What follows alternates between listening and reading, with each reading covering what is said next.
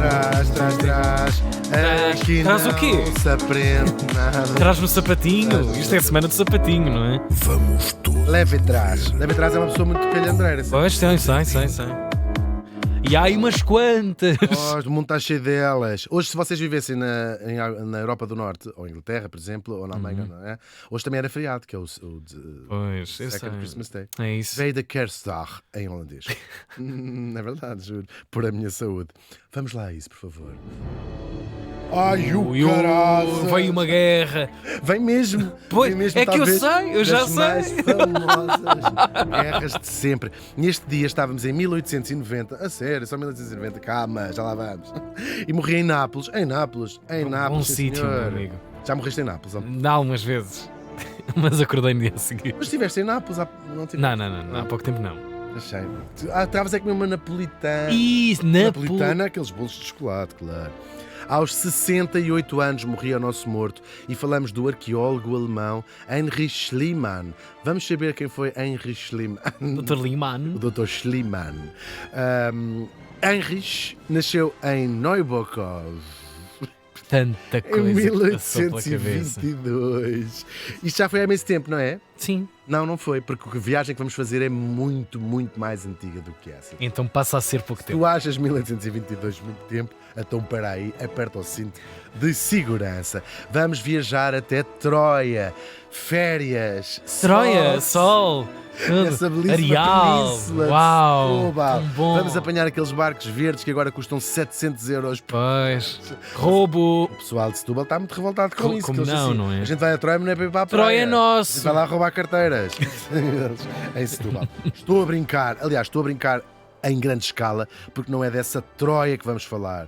Troia, que é um grande palavrão em italiano, ficas a saber. Troia, sim, é a mesma coisa que dizer. Entalei os dedos e... La tua nona é uma Troia, é um é palavrão isso. gravíssimo. Ai, que horror. La tua nona Troia, é uma estavas tu a Troia. dizer. Era essa Troia. Troia. E que provavelmente vem pela outra, esta origem será, isto é uma ilação que eu tirei há muitos anos, que tem a ver com a outra Troia de que vamos falar, uma muito mais antiga, uma cidade que existiu ali nos finais da Idade do Bronze, vamos dizer 4.000 anos atrás. Está bem? Certíssimo.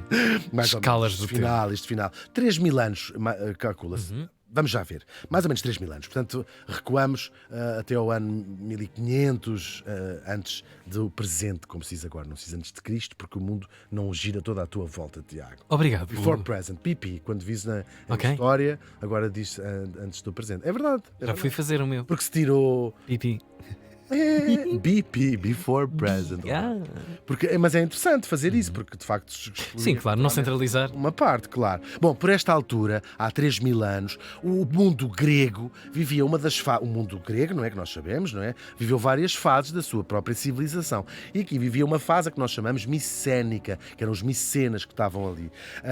Não eram os de dinheiro, mecenas. Mas olha, tem essa. Vem a origem. Origem, sim. Agora, vamos simplificar, chamar-lhes aqui apenas os gregos, mas era uma das suas das fases porque passaram com várias influências. É talvez a fase mais famosa dos gregos clássicos do que nos chegou. São eles que, é deste período, os seus palácios incríveis gregos. Também nos chega o linear B, que é o primeiro sistema de escrita do grego clássico. É assim que se chama, linear B. Já não é usado hoje em dia, mas é essa escrita que nos chega Sim. dos gregos. E também muitas das histórias a que nós chamamos a mitologia grega, com os seus deuses, não é? Os deuses, as deusas, os Zeus e os heróis. Claro, todo o nosso imaginário. É Sim. nesta fase Ok. que aparece e depois vai ser escrita mais tarde. Claro, tudo gente ótima. Agora, mais ou menos no ano 1200 antes do presente, antes de Cristo, ou seja, há 3.200 anos, os gregos envolveram-se numa guerra com um outro povo, os troianos. Esta guerra chega-nos de fontes muito antigas, por vários autores, portanto, escrevem-na de maneiras muito diferentes e às vezes contraditórias. Dependendo de quem tinha encomendado a história também, não? Sim, e também porque há umas que contam como se fosse um acontecimento histórico, há outros que a contam com deuses e misturados a, portanto, uma parte mitológica. Mística, claro. E nunca se chegou a perceber o que é que aconteceu ali. E nós vamos aqui contar a versão mais corrente, já vamos ver onde é que ela nos chega. Claro, que mistura também ela própria heróis de carne e osso com deuses, mas é assim que nos chegou esta história. Vamos resumir aqui um bocadinho. Primeiro temos quem? A belíssima Helena, uma das mulheres mais lindas de sempre, contava-se dela, dizia-se dela. Era filha de Zeus e também da princesa Leda. Depois há uma disputa muito grande. Não disseste? Não. Pela mão dela, que Caladinho. muitos homens vieram a querer casar com ela e lá decidem quem é que casa. Há assim, aqueles duelos que elas faziam lá na altura. Tirtiquê. Exatamente. Isso é com a minha colega. E Helena vai casar, a belíssima Helena, com Menelau, que era rei de Esparta. Como sabemos, é uma das cidades gregas. Eles estavam lá muito bem na sua vida, pronto, não, coisa nem sai de cima. Lá estavam a Menelau, a Helena, tudo muito bem, eram reis, pelo menos dá uma coisa. De Esparta, rei Esparta, rei Esparta. E lá estavam eles. Até que chegamos a uma festa de casamento que vai mudar o rumo desta história. É o casamento de quem? De Peleu com a ninfa Tétis. Eu adoro os nomes dos gregos, tinham nomes muito mais giros que os nossos, é verdade. Eles vão ser os pais do Aquiles, que vai ser um herói dessa tal guerra que nós falámos. Sim, é verdade. Houve uma grande almoçarada para o casamento. Beber, gravatas na cabeça. Gravatas na cabeça, toda a gente agarraram-se a um colunas, poste, não sei o quê. exatamente. Subiram um poste que havia, tipo uns macacos, olha, aquilo isso. tudo uma proca vergonha. Enfim, lá estava toda a gente, quer a pessoa, quer a gente na Grécia. Toda a gente não, Tiago. Faltava uma pessoa que não tinha sido convidada e que ficou furiosa. Eris, a deusa da discórdia.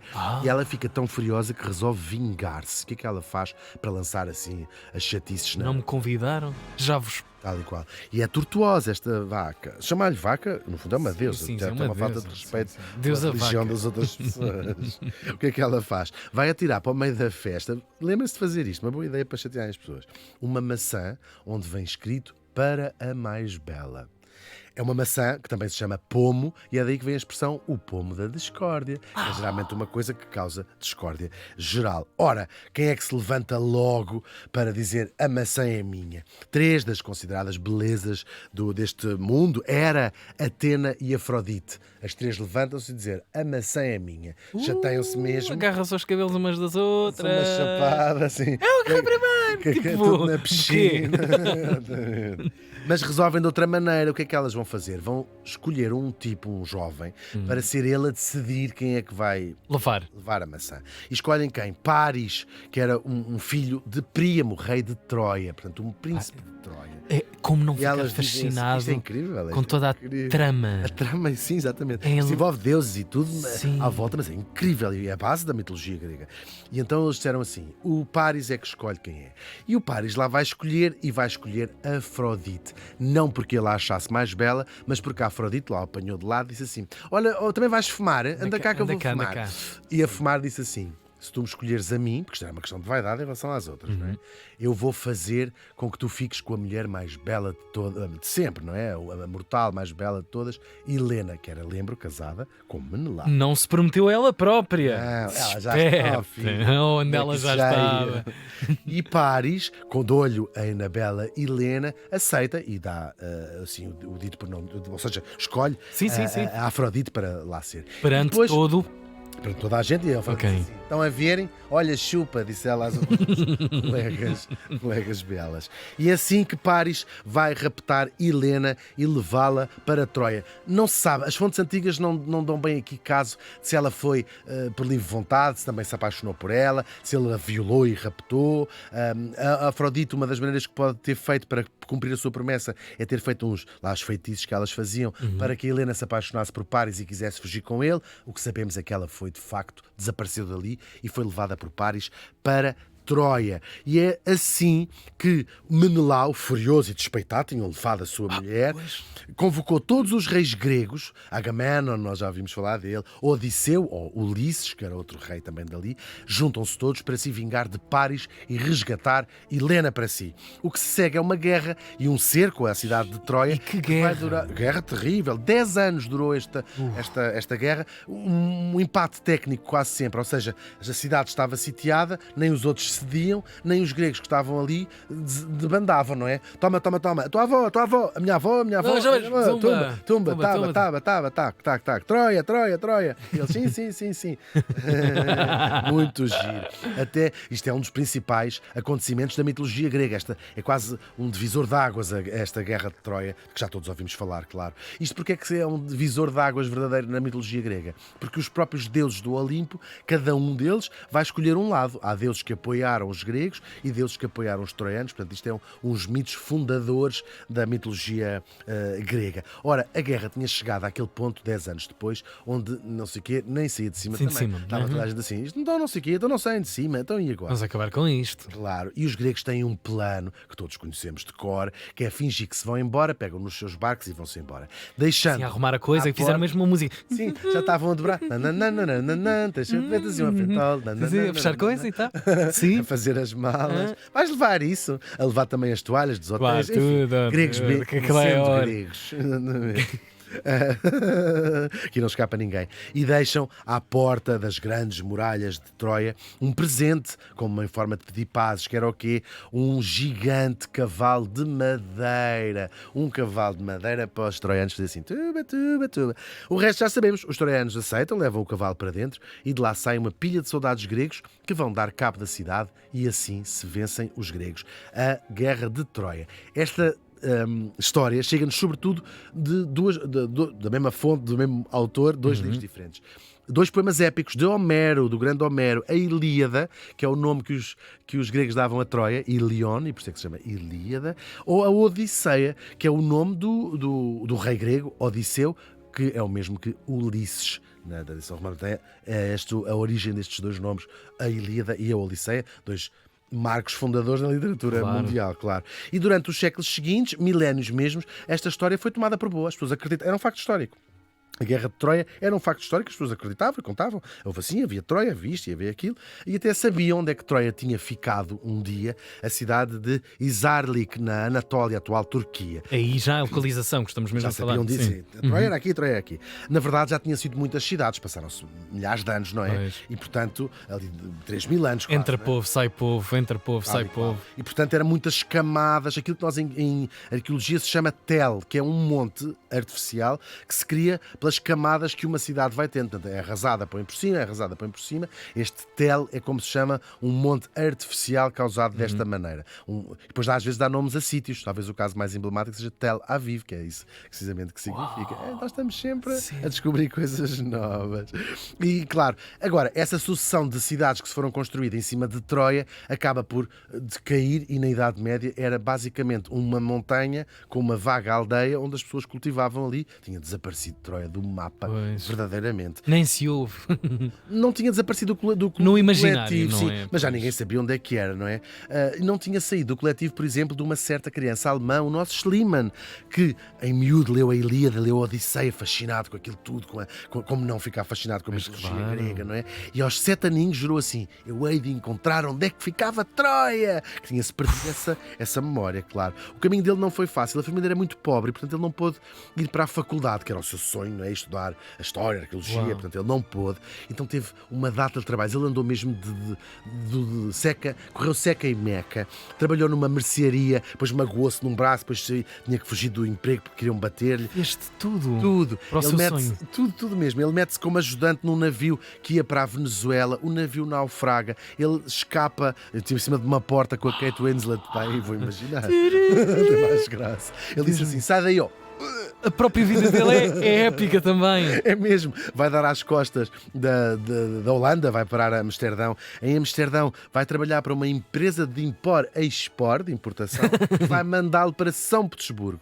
E neste trabalho, já um bocadinho mais composto este trabalho, vai aprender muitas línguas, num sistema que ele inventou, em que dizia ele, que disse um homem também incrível, que aprendia uma língua estrangeira para dominar vagamente em 6 semanas. Tinha um método, como é que aprendia? Portanto, como é preciso de aprender isto. E aplicava da mesma forma Cada todas língua, as línguas, todas e as aprender como uma linguagem quase informática, não é? Falava 12 línguas, muitas europeias, do português, o grego, o russo e até árabe. E sem beber Falava. nada. E sem beber nada, porque também tinha negócios com gente de muitos Claro. sítios e, portanto, praticava. 1850, vai à Califórnia, no auge da febre do ouro. Tinha já lá um irmão, depois vem-se embora, já rico, não é? Volta à Rússia, casa com uma mulher, já verdadeiramente, casa com uma mulher, assim, que fazia-se imenso na altura. Um homem verdadeiramente rico, e quando já é muito rico, é que se vai dedicar à sua paixão de criança, à arqueologia e à obra de Homero. Vai ser um inglês, Frank Calvert, que o vai convencer a dizer: Troia fica em Isarli, que era o que os antigos diziam que era aqui, de certeza que fica ele. Aqui nesta aldeia, é aqui, apiadeiro. filha, é aqui, filha, anda cá, escava-me aqui, se faz favor. Foi uma frase que nasceu entre eles dois. Sim. Exatamente. E assim, no dia 15 de junho de 1873, começam a escavam. Uma atividade muito dispendiosa. Muito dispendiosa. Ainda bem que ele já era paga rico. por É que estamos a ele. falar uma coisa mesmo. É num mesmo, trabalho é mesmo, é mesmo. Imersivo. Mas compensou Dezenas de pessoas. Sim, exatamente. Mas compensou largamente. Eles encontram os fabulosos tesouros em ouro, uma coleção que existe, não é? Começaram a tirar, quando começas a tirar as primeiras camadas das cidades. Esta não interessa. Oh, Isto é doutor! para o lixo. Oh, doutor, o que Anda está a cá aparecer ver. aqui? Mas ouro, joias, máscaras que ele próprio acreditou serem do rei Príamo, que é o pai de Paris, o gajo que raptou gajo a Deu bronca com isto tudo. E assim chegaram à conclusão: encontramos Troia, ao fim de 1000 anos encontramos Troia. Este sítio arqueológico nunca mais parou de ser escavado até hoje, pode-se visitar algumas partes.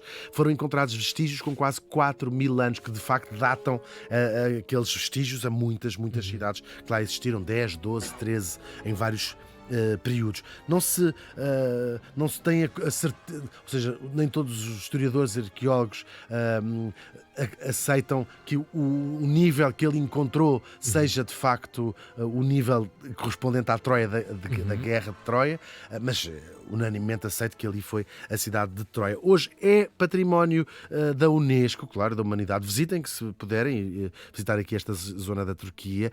O tesouro do Príamo, valiosíssimo, andou de bolandas, ele trouxe escondido uma parte na mulher, assim umas coisas. Da Grécia foi para a França, depois os turcos, otomanos na altura, quiseram prendê-lo, tinham que devolver. Olha que período também da história. Sim, claro, e eles fugirem, quer dizer, também não havia propriamente havia um vazio legal sobre quem é estas coisas, quem é Sim, estas sim. coisas todas. E assim vai andar de bolandas até para Berlim, vai lá parar acho que eram 2 caixas gigantescas do tesouro do rei Príamo, e até vai acabar em Moscovo, fugindo dos nazis. Alguém o leva para Moscovo durante a batalha de Berlim. Enfim, o nosso Schliemann também andou de bolandas nos seus últimos dias, estava muito doente com uma infecção, tinha planeado passar aquele Natal em Atenas, teve que voltar para a Alemanha, Leipzig, para ser operado, mas insistiu em fazer a viagem. Disse assim: eu estou muito doente, não estou bem, quero ir passar o Natal a Atenas. Ele só consegue chegar até Nápoles, onde já dissemos que ele morreu, e vai morrer num hotel. Quase só faltava mais um bocadinho para quase chegar lá, é verdade. Mas está, é verdade, enterrado em Atenas, num túmulo, claro, a lembrar um antigo templo grego. A discussão sobre Troia e o que lá se terá passado continua. Será que é verdade? Será que aconteceu mesmo a tal guerra? Será que foi verdade? Os deuses existiram mesmo? Será que é tudo um mito? Talvez nunca se chegue a nenhuma conclusão, e os historiadores também não se entendem, até porque nós já sabemos, é impossível o quê? Agradar a gregos e também a troianos. O incrível Heinrich Schliemann morreu faz hoje 133 anos. Bravo!